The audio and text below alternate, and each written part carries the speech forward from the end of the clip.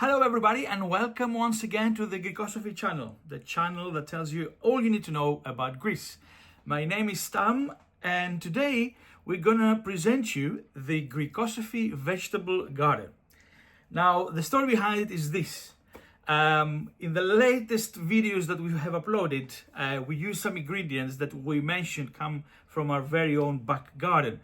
And we received a lot of messages saying, are you growing vegetables in the UK? Are you successful? What is going on? And the long story short is, yes, we are growing our own vegetables in the back garden.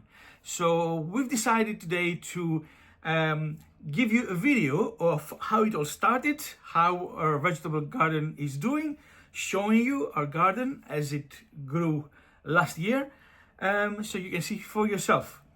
So I need to tell you how it all started really. 3 years ago, we visited a garden center, just buying a few plants. And we passed through those stalls that you have with the seed packets.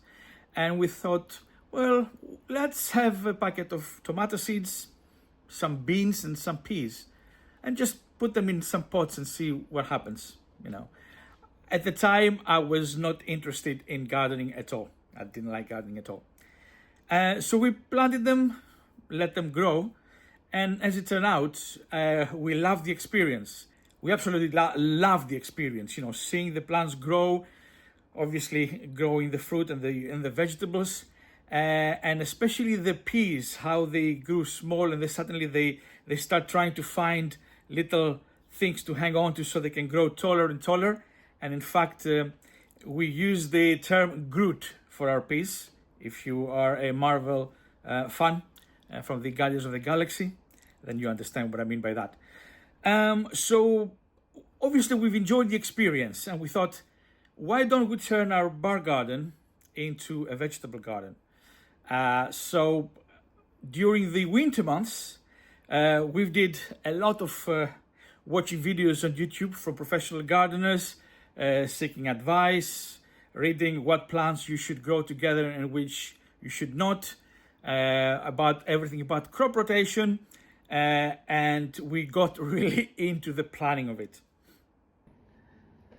But it all required much dedication and time. So for example, I had to keep a database of all the seeds of the various plants that I bought and I used. And just to give you a very quick example here, the name of the plant, information about what the plant is, the months that you need to sow information and growing information and all that, and how to harvest it. And then you have to keep a database of the days that you planted the seeds, how many, where, just a bit of information as to which ones were successful, which ones were not, so I can keep an eye on them. Here basically was a design of how many modules in the garden and how many plants per type I needed to plant. And let's see here I kept all the weights of all the vegetables and fruit that I gathered for the space of of a year. Let's see what else. Yeah, that's some more information. Also I had to keep a design of the garden, so to keep a track basically of what each module had. And as you can see here, there was a lot of work making sure that I followed a companion's guide. So basically plants that you can grow together and they're beneficial to each other, and plants that you need to keep away from each other because they're not beneficial.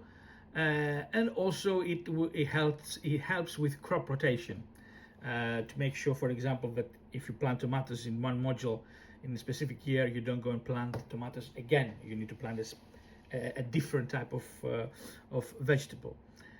So as you can see here, there was a lot of work and planning prior to starting the full-on garden.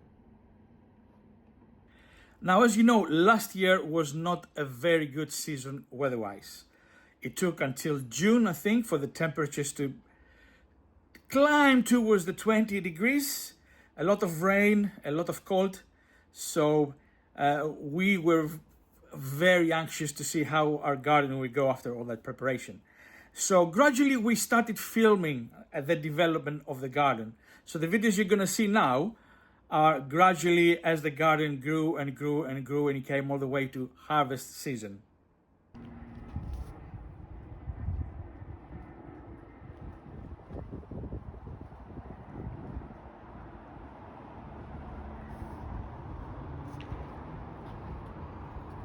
Now I will tell you, you will see the varieties appearing in your screens because I don't remember all of them. This is one of our parsleys, and this is our coriander, who is now flowering and attracts a lot of nice pollinators. And this is our dill. We have planted some fresh ones because we used most of it throughout the season, and now it's flowering, so we are going to put some more. Now this one here, not this one but this one here, it's a green from Crete. It's called papoules. Makes a really nice salad. This is our broccoli. Now this one we had quite a lot of production, and it's towards its end now when it's flowering. Lots of beautiful flowers, and attracts a lot of bumblebees. But this one is still producing, and you can see like the cauliflower, sorry, not the cauliflower, broccoli. And pretty soon we're gonna cut some of these leaves and we're gonna make a nice salad of them, and I'm gonna show you. So this is some more parsley. And over here we have leeks, 2 varieties.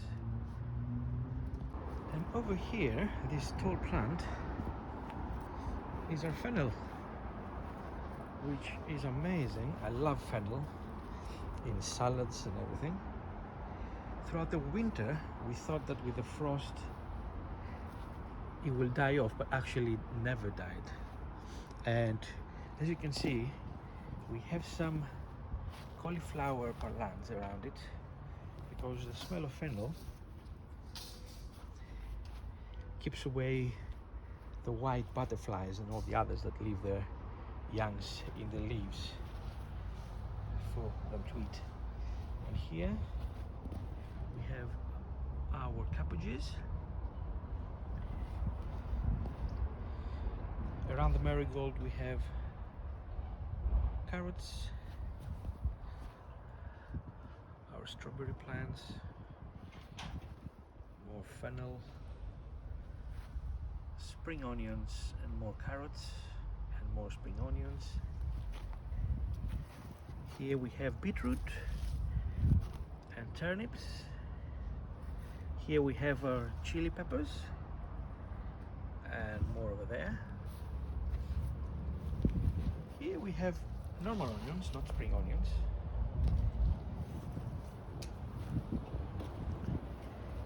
And here, along this line, all the way there, we have about 20 different varieties of tomatoes. But unfortunately, because the weather has been so bad, they are still growing. And this little fellow here is called perpetual spinach. It's not a spinach, but it tastes like spinach, and it produces kilos and kilos of leaves, and the more you cut it, the more it produces. And here we have our climbing beans, and they are intertwined with a variety of peas. Those are peas. And more climbing beans, as you can see, that are just about starting. Can you see it? Over there, the little beans hanging. And here we have our sweetcorn.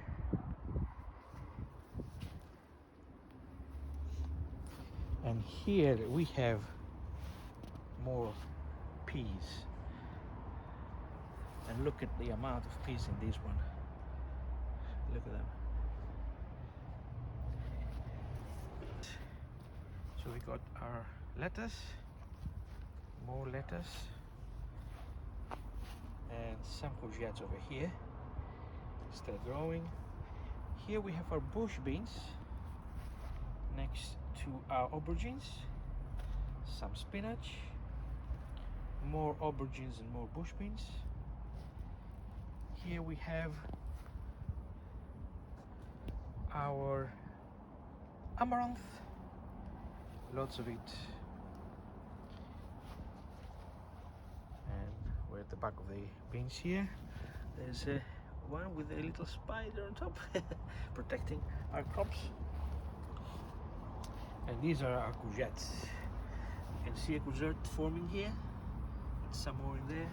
So courgettes, bush beans, and more courgettes over there.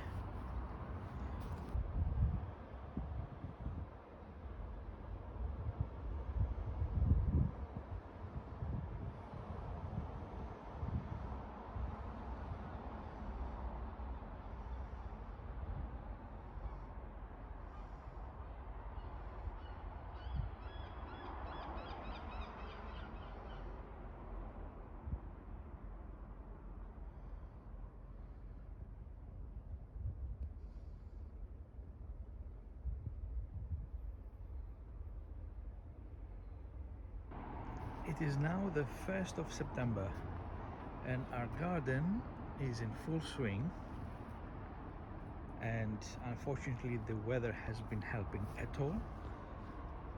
But let's have a quick look at what we've got here, because we're gonna harvest a little bit. Now this one is our parsley, and as you can see there's lots of it.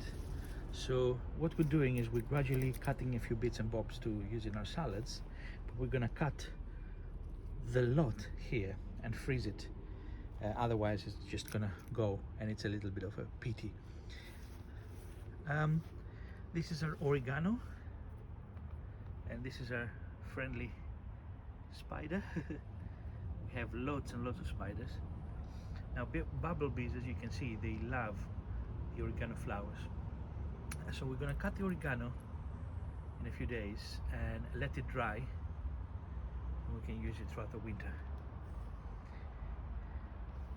Our Korean mint is still growing.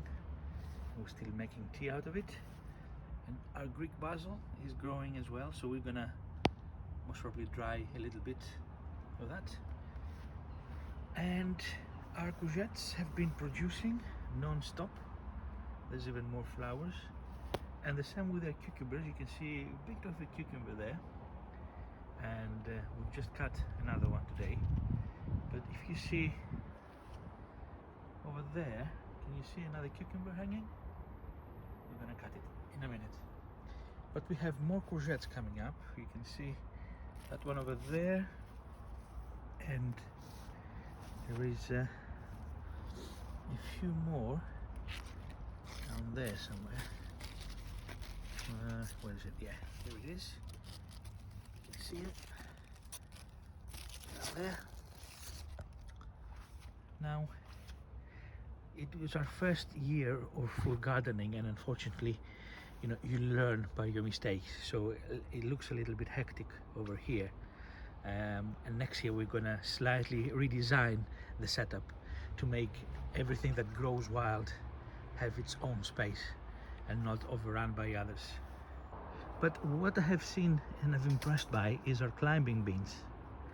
Our climbing beans have been growing wild throughout the summer, and as you can see, the ropes that we've put, they have barged from the weight of the beans, and they have been prolific.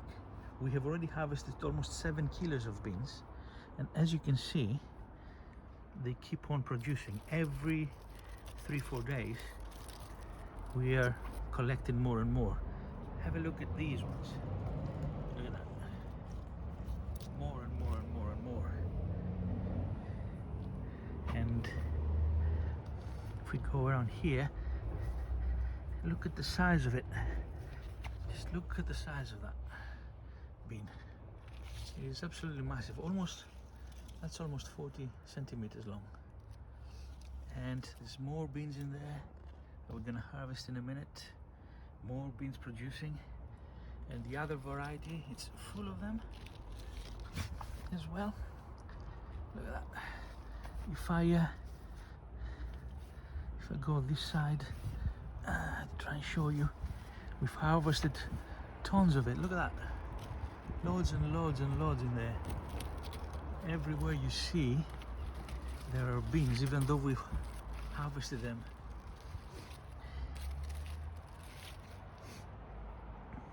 And this is our time. And our sweet corn is growing as well. Quite a few of them. And that one as well. Now, as you can see in the video, plenty of spiders around. And this is another thing with gardening, that if you're afraid of spiders or insects, you get to become friends with them.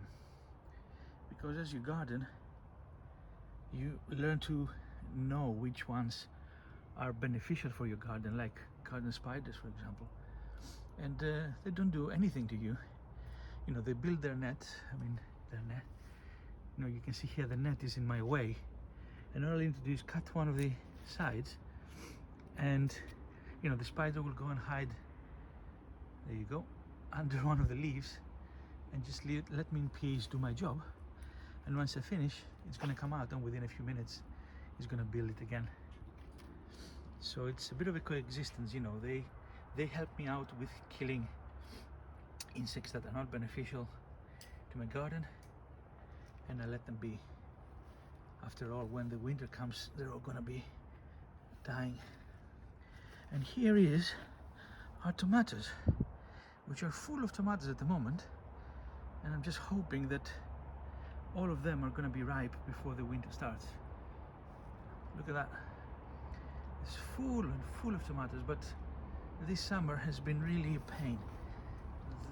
You know, the weather has been really bad for tomatoes, so they have not matured as quickly as we would have liked. But nevertheless, there's tons of tomatoes there, and I'll do my best to harvest them all.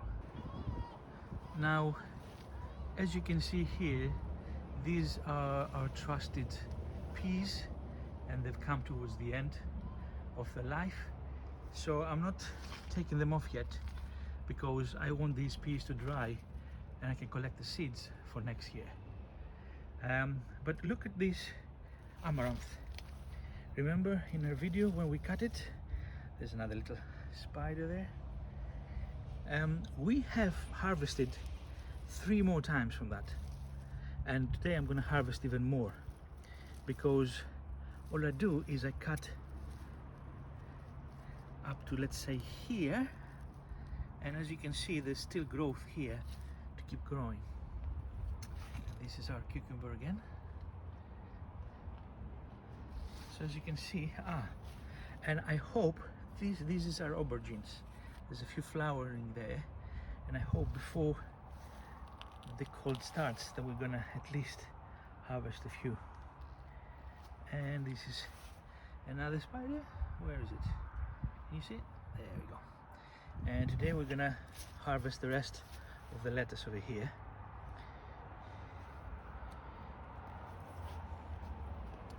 And look at all this growth. And look at how many beans there are still to harvest. And from there, you know, all these was full of beans, and I harvested them last week, but there's still more. And again, this is our other type of peas, and I've let it completely die off, and I'm waiting for the pods to dry so I can collect the seeds. And today's harvest of amaranth. Plenty of healthy greens to blanch and eat. As you can see, this is our 4th harvest for just those little few centimeters of land, and we're gonna sow a lot of amaranth to keep us in the winter, because we found that it doesn't have a lot of you know, slugs and stuff attacking it. Maybe a couple of bites, maybe from grasshoppers, but that's it. In the winter, grasshoppers die. So I think that we're going to enjoy a lot of production from amaranth over the winter.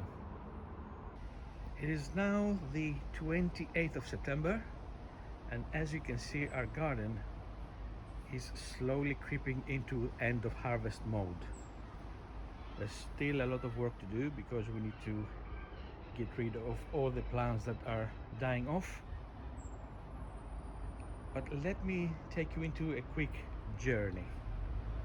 Okay, so these are tomato plants that we kept in pots, and unfortunately we don't want to let them die out. As you can see, they're still producing, so we're going to take these indoors. Okay, we're going to put them in a nice corner where they can keep warm and sunny, or not sunny, but get some daylight, and hopefully they're going to be producing until Christmas. Last year they were producing all the way to Christmas. And over here we've chopped most of the parsley, and we're drying some of it, and we put some of it in the freezer. But as you can see, it's still blooming. And over here we've put some seeds for lettuce to keep us for autumn. But what I want to show you is our tomatoes. Look at how many of them, they're still green, and they're trying their best to get red until before they start rotting because of the cold. Now September has not been a very kind month. The temperatures have dropped below average for this time of the year. A lot of rain, so it's not very good for our tomato plants. So we're doing our best to keep them growing, but in order to make them make them red as quickly as possible, we are doing something here. So what we are doing is we're taking every part that still has flowers and we chop it off, because we don't want the plants to put all their effort into growing more flowers. Okay, that's it. What we're telling them now is stop growing. It's about time you make all this fruit red. So everything here is gonna go. I do it with a heavy heart, but it has to be done. So all that, and also the tops, as you can see, so it stops growing. We don't want the plant to making the effort to keep on growing. We want it to stop growing and finish off the tomatoes.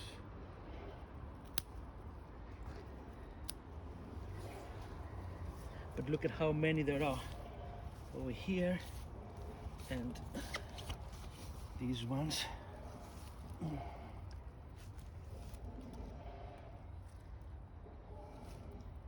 And look at how many there are. Look all the way there. You know, this year has been so poor for plants that grow in the sun and heat that we have at least, I would say, 20 kilos of tomatoes in total.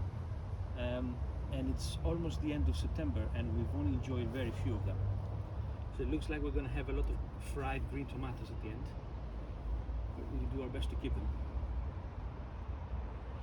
And straight ahead is our sweetcorns that we've enjoyed a few of them already. We've left one on the left, as you can see there, to sort of dry out, because we're going to keep the kernels for next year. And but you know, you can see here, that they're still producing corn, but obviously this is not going to be ready in time. So we let that one dry, and then we're just gonna chop them and maybe keep them for next year, you know, if they're sturdy enough. And then we move on to our beans. Obviously they are now slowly dying, so we're leaving whatever bean pods there are to dry so we can collect the dry beans for next year. But I want to show you something as well. Follow me. I want to show you something. Look at the size. Oops, hold on a second. There's a lot of spiders here hiding because it's raining. Over here.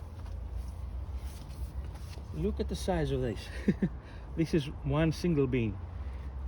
Or these ones. You know, this has been our most prolific bean.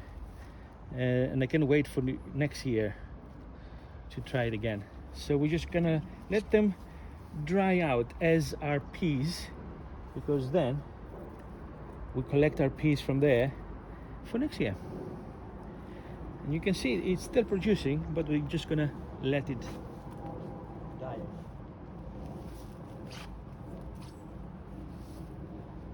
And our courgettes are almost dead now. There's a lovely mosquito. Yeah, they've stopped producing now. As you can see, just one little there that is rotting away. So there's no point keeping them because they're not gonna produce anything. Our lovely amaranth keeps on growing and growing, so that will keep us throughout the winter, and we're gonna move on. And our lovely aubergines, we've got 2 aubergines here growing, unfortunately not fast enough. Be careful of this spider, Nadia. This is tsakoniki, that's a Greek one. So the minute we see that, you know, they're not producing anymore, we're just going to cut them. And this is the normal color. And a little courgette unfortunately didn't have enough time to grow, so most probably it's not going to do a lot.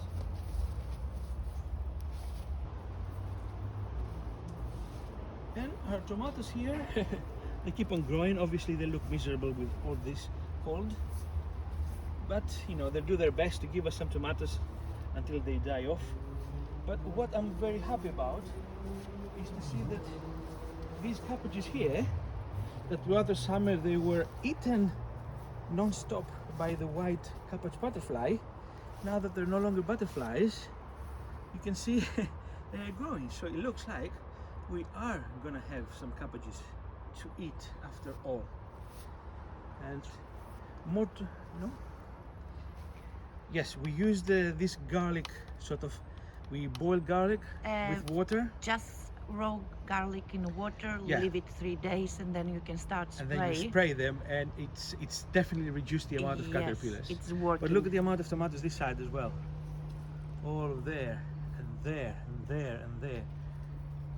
I said 20 kilos, but there's definitely a lot more.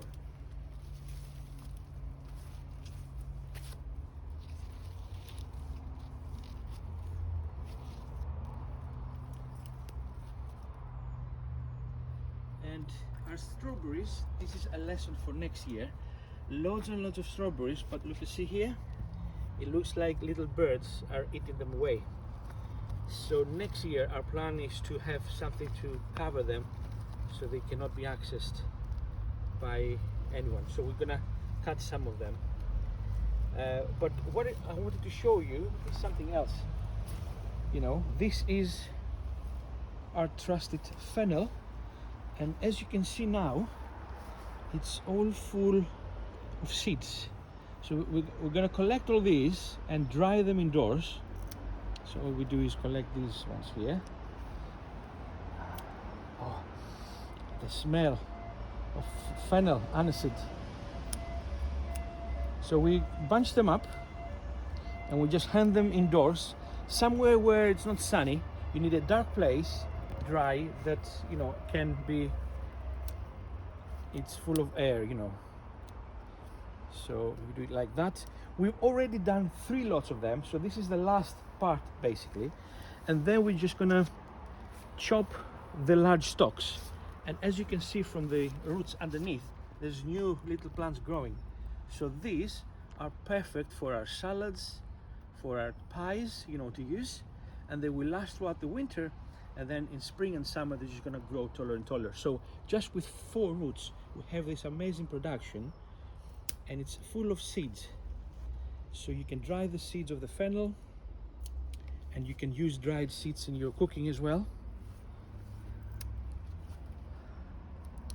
All these lovely seeds.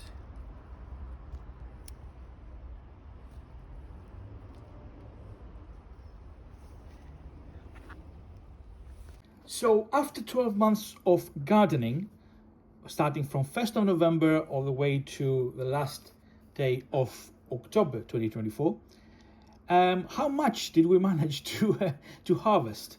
Well, considering that we forgot some of our weighting, especially when it comes to herbs, the totals are 34 kilos of tomatoes, that's right, about 2 kilos of lettuce, 2 kilos of spinach, about 1.5 kilos of carrots, 1 kilo and 700 grams of parsley, 3 kilos of peas, about 1.5 kilos of amaranth, almost 4 kilos of courgettes, almost 12 kilos of beans, and about 2 kilos of cucumbers.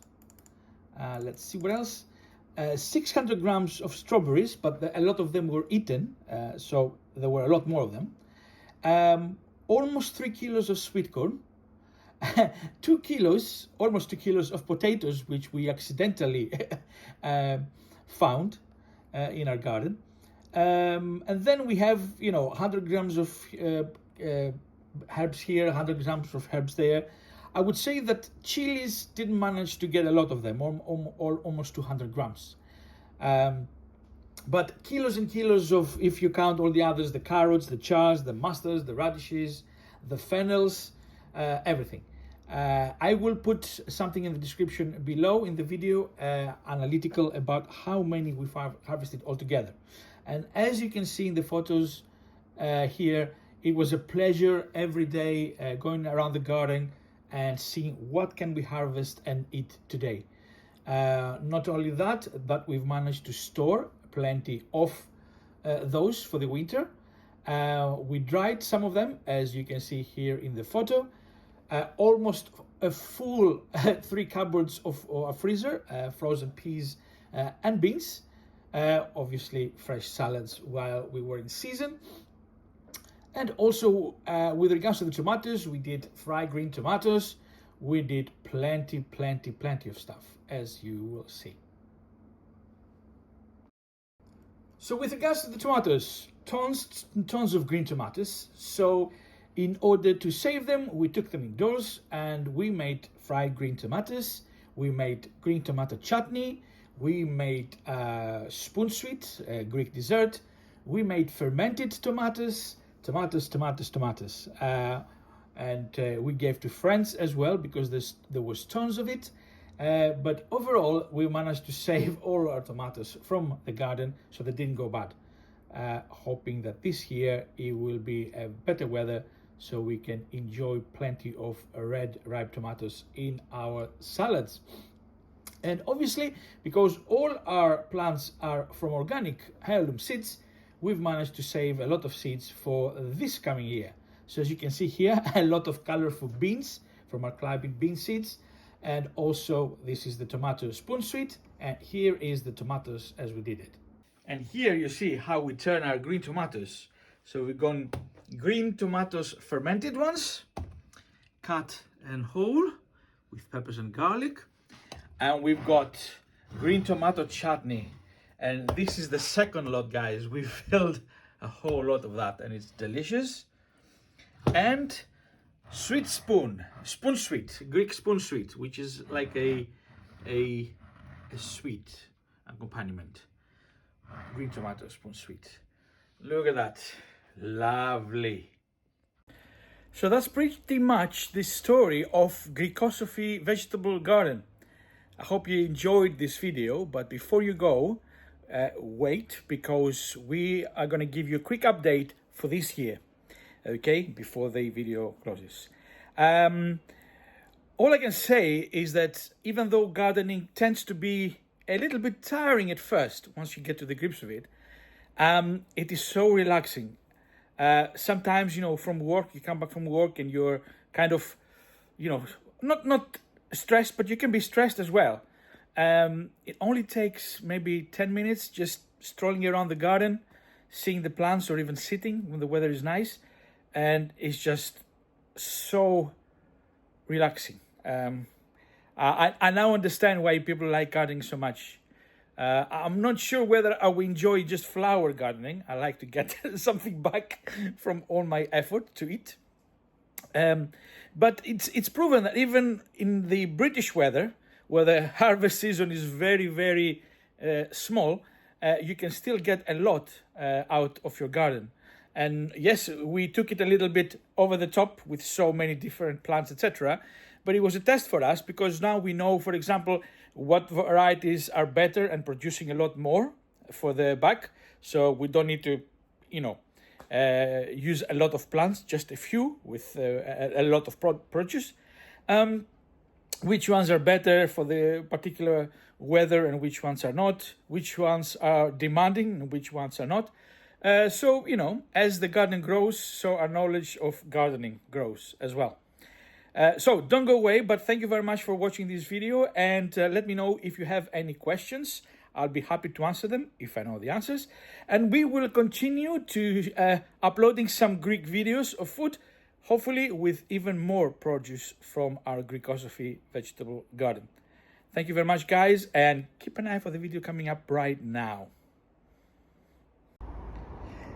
It is now 21st of March, and as you can see, we are starting preparations for our garden for this year. We didn't do a lot of gardening over the winter. Lots of work to be done. And as you can see this here, we've rearranged it into rows, and we're gonna put some arches for our beans and our tomatoes to climb. So lots of work. We had hardly any time because of other work commitments to start, but the weather starts getting better and better, so it's time to start preparing it. But all I wanted you to see at this stage, before the end of the video, is that even if you're not into gardening or you're not fussed about taking care of plants, there's 3 or 4 plants that I thoroughly recommend to you to have in your garden, because you hardly need to do anything at all with them, and you are going to be using it in your kitchen, and they last throughout the winter. You don't need to do anything else, basically. And let's start with these plants. The first one is thyme. As you can see, it's in full mode. All we did is we sow a few seeds. It grew. It's now 2 years old, and it keeps on blooming. We keep on cutting it, using it fresh or drying it, and it keeps on growing past all the winters, frost, snow, everything, no problem at all. The second plant is oregano. Similar to thyme, this is its first full year, and again, it blooms, it grows through the winter. It's just hibernated, no feeding or anything like that. We've already dried some from last summer. Similar to that, you don't need to do anything with that. Another one is parsley. Remember our parsley that we kept on cutting and cutting and cut it? Well, this is it now. After all winter, it's back to full producing mode. So again, we didn't feed it anything, nothing at all. It survives without any care. Then we have our rosemary. And the rosemary can grow into a massive hedge as well. And again, lasted for the winter, no problem at all. And the final one is our fennel. There you go. Remember the tall fennels that we show you? It's these ones here. We've cut obviously the ones that died off, but from underneath you have more roots blooming. So it's our fresh fennel, growing. It's going to grow big again. And again, it lasted through the winter, through the snow, through the frost, and this is more there as well. So this, as you can see, is from the old one, and the new ones are cropping up now. So you have these 5 herbs essentially in your garden that it can last you for throughout the years, and you don't need to take any care. You just pick them up and use them in the kitchen.